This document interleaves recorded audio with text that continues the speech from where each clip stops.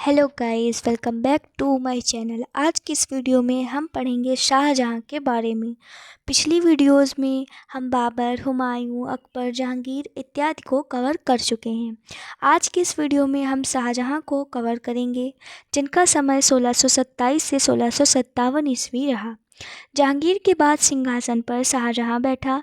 जोधपुर के शासक मोटा राजा उदय सिंह की पुत्री जगत गोसाई के गर्भ से 5 जनवरी 1592 ईस्वी को खुर्रम यानी शाहजहां का जन्म हुआ। कहाँ पर? तो लाहौर में। 1612 ईस्वी में खुर्रम का विवाह आसफ खां की पुत्री अर्जुमंद बानो बेगम से हुआ, जिसे शाहजहां ने मल्लिकाए ज़मानी की उपाधि प्रदान की थी।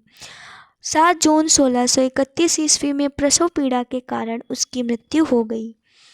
फिर है 4 फरवरी 1628 को शाहजहां आगरा में अबुल मुजफ्फर शहाबुद्दीन मोहम्मद साहिब किरण ए सानी की उपाधि प्राप्त कर सिंहासन पर बैठा।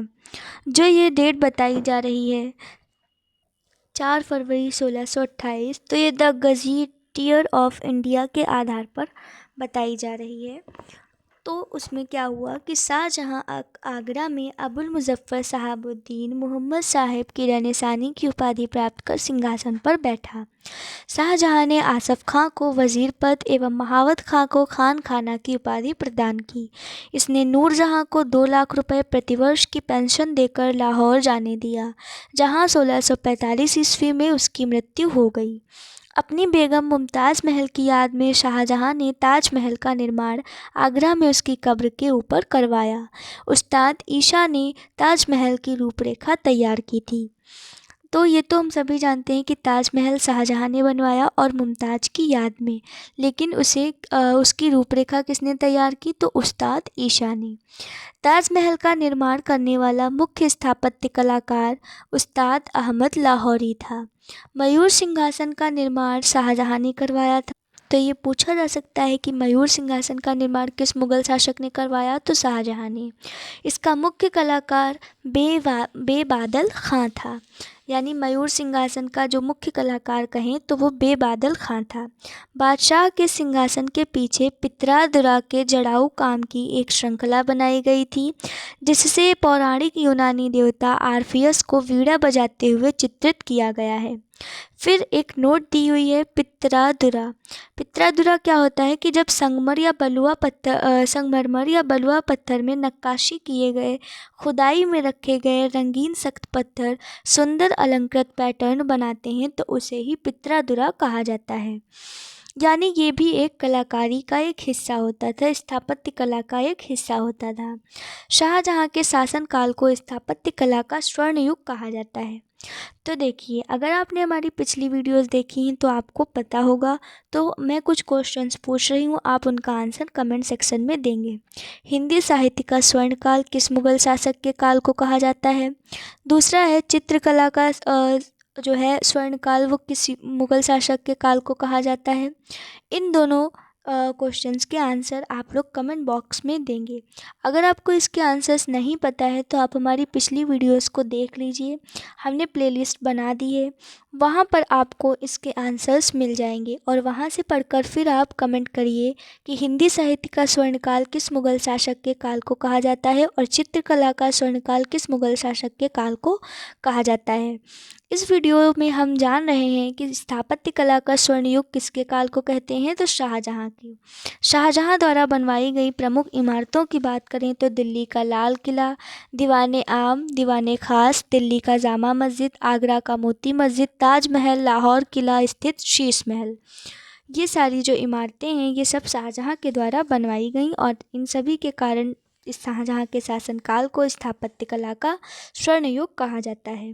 फिर एक नोट दी हुई है कि हुमायूं के मकबरा को ताजमहल का पूर्ववर्ती माना जाता है। यानी जो हुमायूं का मकबरा है वो ताजमहल का पूर्ववर्ती है। शाहजहां ने 1632 में अहमदनगर को मुग़ल साम्राज्य में मिला लिया। तो अहमदनगर को मुग़ल साम्राज्य में शाहजहां ने कब मिलाया? तो 1632 में। शाहजहां ने 1638 ईस्वी में अपनी राजधानी को आगरा से दिल्ली लाने के लिए यमुना नदी के दाहिने तट पर शाहजहानाबाद की नींव डाली। यानी कि जब वो अपनी राजधानी को आगरा से दिल्ली ला रहा था तब उसने यमुना नदी के दाहिने किनारे पर शाहजहानाबाद की नींव डाली थी। आगरा के जो जामा मस्जिद है उसका निर्माण शाहजहां की पुत्री जहां आरा ने करवाया। यानी जो जामा मस्जिद है आगरा की, उसे शाहजहां की पुत्री जहां आरा ने बनवाया। शाहजहां के दरबार के प्रमुख चित्रकारों की अगर हम बात करें तो वो हैं मोहम्मद फ़कीर मीर हासिम। व प्रमुख संस्कृत कवि की बात करें तो वो हैं वंशीधर मिश्र एवं हरिनारायण मिश्र। शाहजहां ने संगीतज्ञ लाल खां को गुड़ समंदर की उपाधि एवं संगीतज्ञ जगन्नाथ, जो हिंदी का कवि भी था, को महाकविराय की उपाधि से सम्मानित किया। देखिए ये सारे पॉइंट्स बेहद ही इम्पॉर्टेंट है और इनसे क्वेश्चंस पूछे भी जाते हैं। तो जो लाल खां संगीतज्ञ रहे उनको गुड़ समंदर की उपाधि किसने दी? शाहजहां ने। और संगीतज्ञ व कवि जगन्नाथ को भी महाकविराय की उपाधि किसने दी? तो शाहजहां ने। शाहजहां के पुत्रों में दारा शिकोह सबसे अधिक विद्वान था। इसने भगवद गीता, योग, वशिष्ठ, उपनिषद एवं रामायण का अनुवाद फारसी में करवाया। तो अगर आपने पिछली वीडियोस देखी हैं तो आप ये भी बताएंगे कि मुग़लों की अगर हम बात करें मातृभाषा मुग़लों की अगर हम बात करें राजकीय भाषा की, तो आप हमें कमेंट सेक्शन में बताएंगे कि मुग़लों की राजकीय भाषा क्या थी। अगर आपने पिछली वीडियोस देखी हैं तो आपको पता होगा, अगर आपने नहीं देखी हैं तो उनको ज़रूर देख लीजिए, आपको हमारे चैनल पर उसकी प्लेलिस्ट मिल जाएगी। तो ये जो है आप हमें कमेंट में बताएंगे कि मुग़लों की राजकीय भाषा कौन सी है। फिर है जो दारा शिकोह था शाहजहां का पुत्र, वो सबसे अधिक विद्वान था और कई ग्रंथों का उसने फ़ारसी में अनुवाद कराया। इसने सर अकबर यानी महान रहस्य नाम से उपनिषदों का अनुवाद करवाया था। दारा शिकोह कादरी सिलसिले के मुल्ला शाह बदख्शी का शिष्य था। फ्रांसवा वर्नियर दारा शिकोह का चिकित्सक था। शाहजहां की पुत्री जहां आरा ने शेख मोइनुद्दीन चिश्ती की जीवनी मुनिस अल अरवाह नाम से लिखी। किस नाम से? मुनिस अल अरवाह। जहां आरा मुल्ला शाह बदख्शी की शिष्या थी। इसने भी कादरी सूफी सिलसिले में दीक्षा ली थी। शाहजहां ने दिल्ली में एक कॉलेज का निर्माण एवं दारुल बका नामक कॉलेज की मरम्मत कराई। सितंबर 1657 ईस्वी में शाहजहां के गंभीर रूप से बीमार पड़ने और मृत्यु की अफवाह फैलने के कारण उनके पुत्रों के बीच उत्तराधिकार का युद्ध शुरू हो गया। उस समय शुजा बंगाल, मुराद गुजरात एवं औरंगजेब दक्कन में था। यानी जो उनका पुत्र था शुजा बंगाल में था और मुराद गुजरात एवं औरंगजेब जो था वो दक्कन में था। 15 अप्रैल 1658 ईस्वी में दारा एवं औरंगजेब के बीच धर्मट का युद्ध हुआ। इस युद्ध में दारा यानी दारा शिकोह की पराजय हुई। यानी जो औरंगजेब होता है वो धर्मट के युद्ध में जीत जाता है। तो ये युद्ध किनके बीच हुआ? दारा शिकोह और औरंगजेब के बीच में। कब हुआ? तो 15 अप्रैल 1658 ईस्वी में। फिर है सामूगढ़ का युद्ध। 29 मई 1658 ईस्वी को दारा एवं औरंगजेब के बीच सामूगढ़ का युद्ध हुआ। इस युद्ध में भी दारा शिकोह की हार हुई। उत्तराधिकार का अंतिम युद्ध देवराई की घाटी में 1659 ईस्वी को मार्च में हुआ।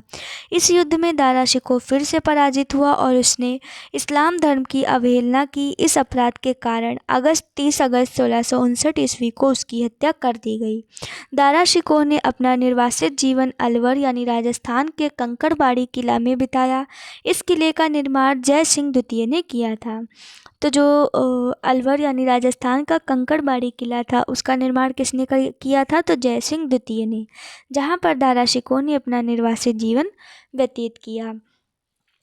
फिर है शाह बुलंद इकबाल यानी किंग ऑफ लोफ्टी फॉर्च्यून।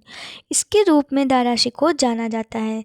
यानी शाह बुलंद इकबाल किसे कहा जाता है? तो दारा शिकोह को। 8 जून 1658 को औरंगजेब ने शाहजहां को बंदी बना लिया। आगरा के किले में अपने कैदी जीवन के 8वें वर्ष अर्थात 22 जनवरी 1666 को 74 वर्ष की अवस्था में शाहजहां की मृत्यु हो गई। यानी ये पूरी जानकारी जो हमने इकट्ठी की ये थी शाहजहां के बारे में, और ये पूरी जानकारी इम्पॉर्टेंट है। प्रत्येक लाइन इम्पॉर्टेंट है। किसी न किसी लाइन से कोई ना कोई क्वेश्चन एग्ज़ाम्स में ज़रूर पूछा जाता है। तो अगर आप लोगों को हमारी वीडियोज़ अच्छी लग रही हैं तो वीडियोज़ को लाइक करिए, चैनल को सब्सक्राइब करिए और बने रहिए हमारे साथ।